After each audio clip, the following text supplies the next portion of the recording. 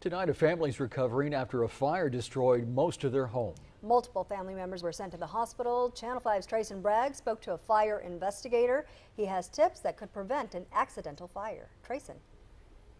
The owner of the home says a candle may be to blame for the blaze. I've lived here for 33 years. Lucia Sanchez says she loves her quiet neighborhood. She says around 5:30 this morning she awoke to an alarming sound. I heard sirens, ambulances, and fire trucks. I went outside and saw it. Frantically, she says she watched the fire trucks drive to a neighbor's home. The house was ablaze. The owner of the home declined to speak to us on camera, but says both of his children and his wife were sent to the hospital. Unfortunately, 2 family pets were also lost in the fire. The homeowner says he believes the fire began with a candle that was left lit overnight.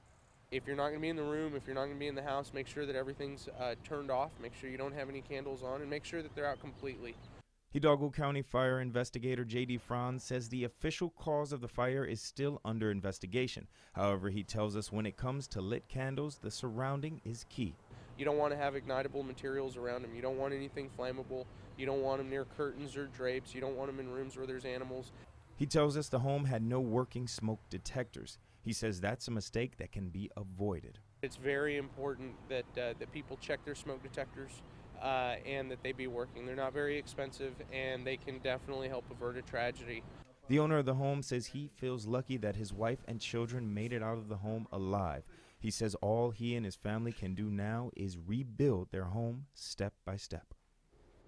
Investigator Franz says the 2 groups that are at most risk of fires are young children and the elderly. He recommends that you check the smoke alarms in your homes as well as the homes of your elderly loved ones.